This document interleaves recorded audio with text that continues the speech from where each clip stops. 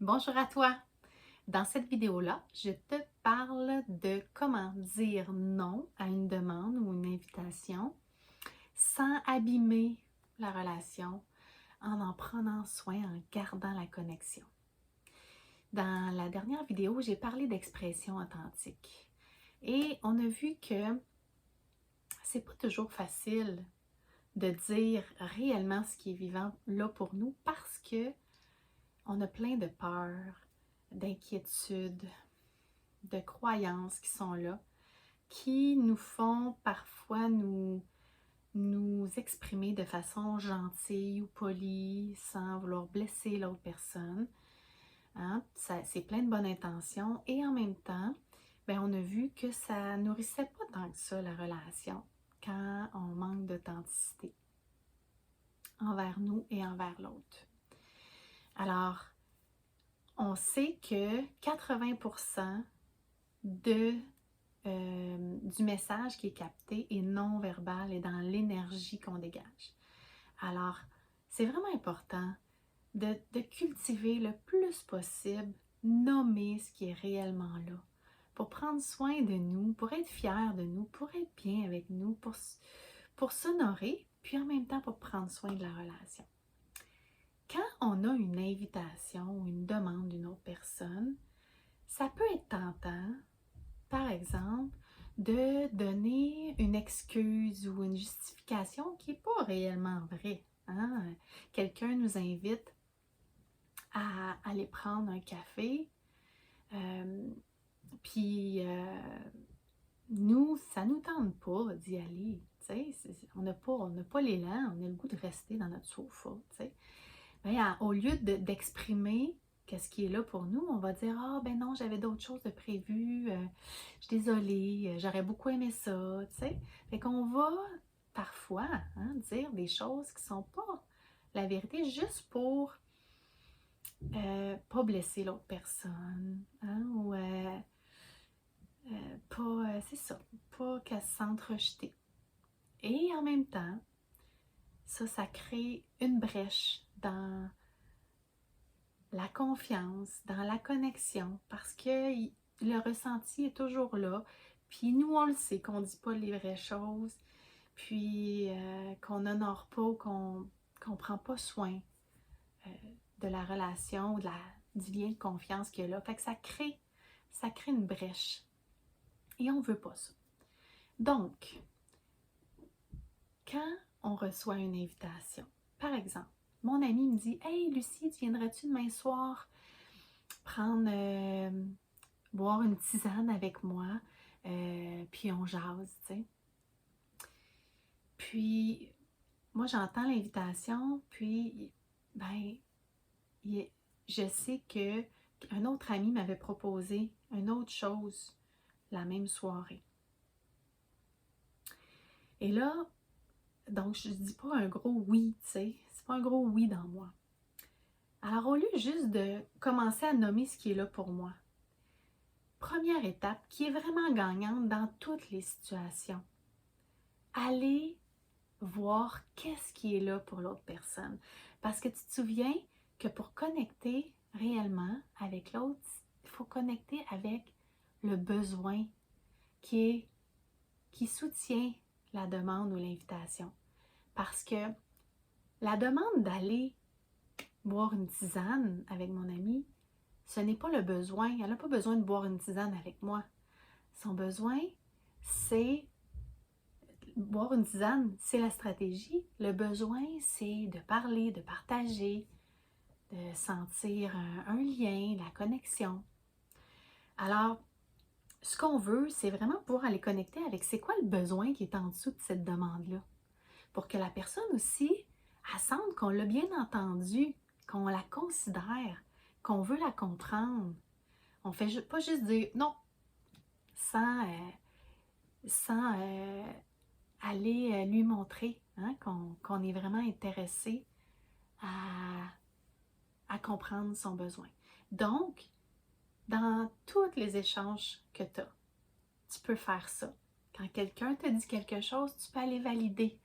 Hey, quand tu m'invites à aller prendre une tisane chez toi, là, ça parle-tu d'un besoin de vraiment d'échanger, puis peut-être de te confier. As-tu besoin d'un moment où on est vraiment juste toi puis moi, puis on a envie de la complicité?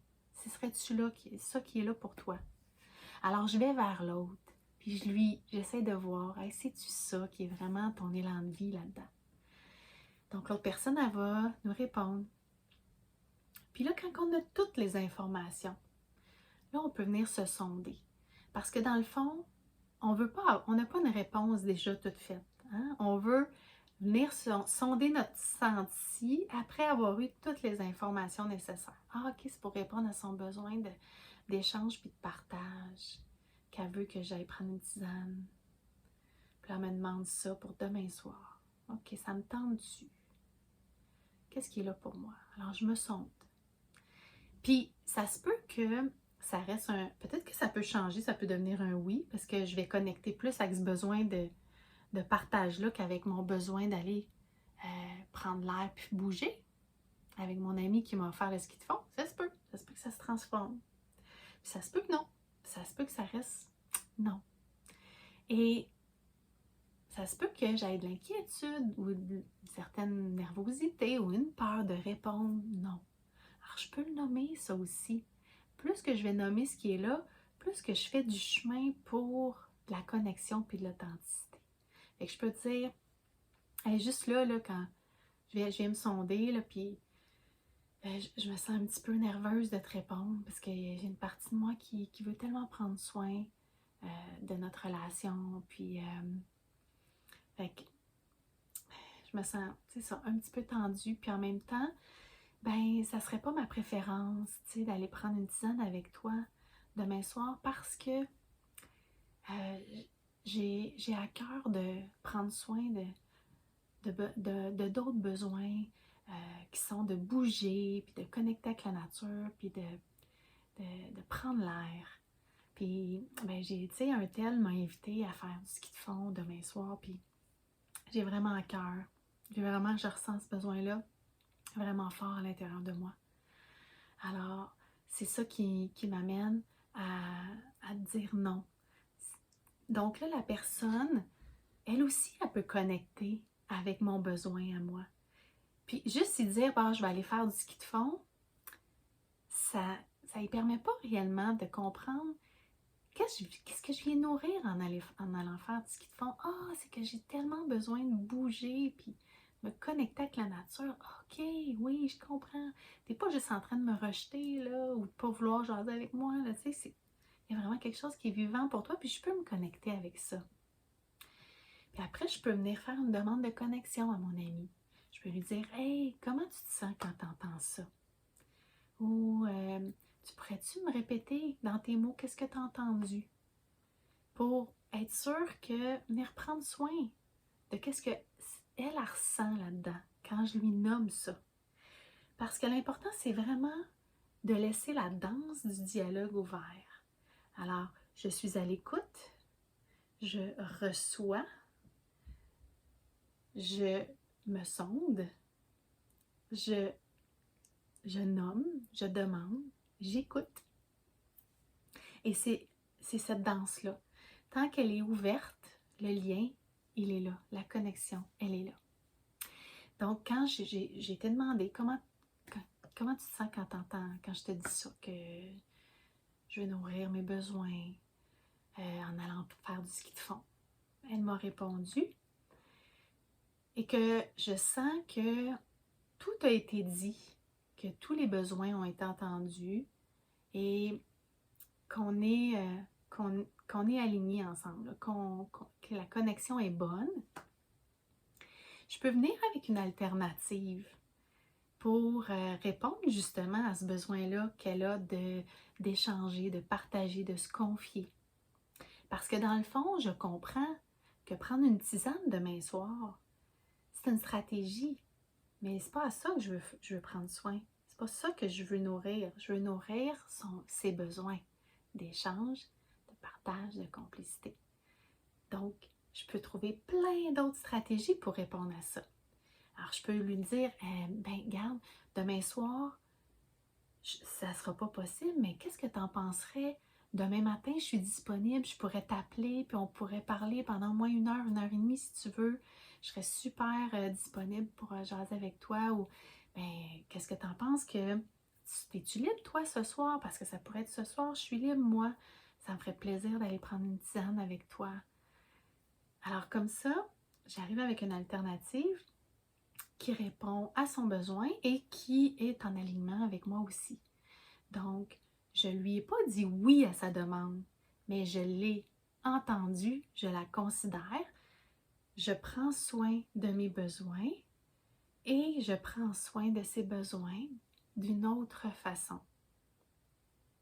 Alors, c'est une façon d'être authentique, de prendre soin de la relation et de pouvoir s'amener vraiment dans toute sa vérité, sans heurter l'autre personne.